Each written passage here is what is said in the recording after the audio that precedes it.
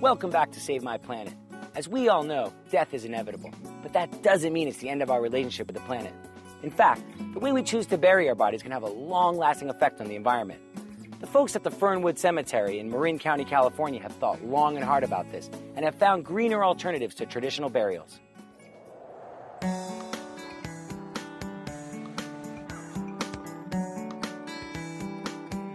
I think in our society a lot of people are not exposed to death. So we're not intimately involved in death at this point in our culture. But we really believe here that it is a part of the cycle of life. Green burial basically is going back to the traditions of thousands of years. It's not embalming a body, using no grave liners or vaults, and placing them in something biodegradable directly into the soil and allowing nature to take its course. A lot of people don't know that natural burial is available. They don't know that it's legal. They think that you have to be embalmed, that you have to be in a grave liner or vault. So they don't understand that there are other options. And then when they come here and they see the beauty of the natural environment and they see the space, they're really amazed that this is an option.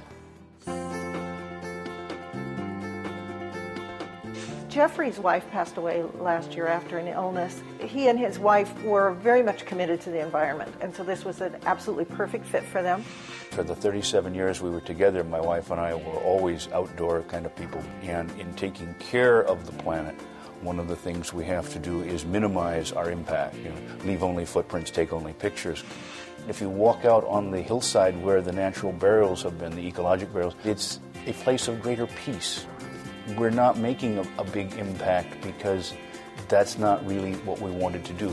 We simply wanted to be buried and let nature take its course.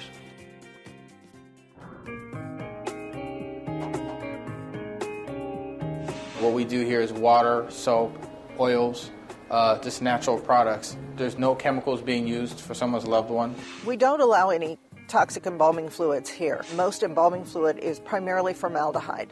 And putting formaldehyde into the soil is not a good thing for the environment. And it's not just chemicals that get put into the soil with a traditional burial. There's lots of other ways, too. In most cemeteries, they require a grave liner or vault, and that typically is a concrete box that goes inside the grave, and then the casket goes inside that box.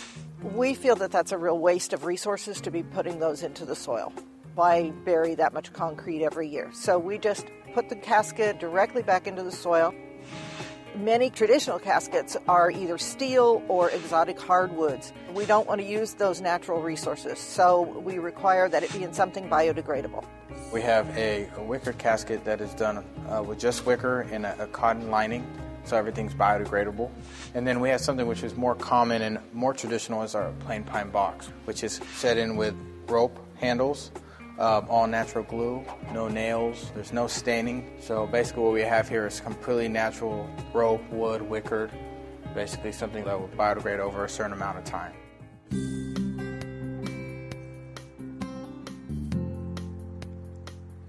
There are not huge monuments. There are not staked off little iron fences. My wife's gravestone is a simple piece of shattered granite from the Sierra Nevada mountains. There is no inscription on that stone. Traditional granite headstones or bronze headstones require a lot of effort. They are mined and cut and polished and engraved. It takes a lot of resources to do that.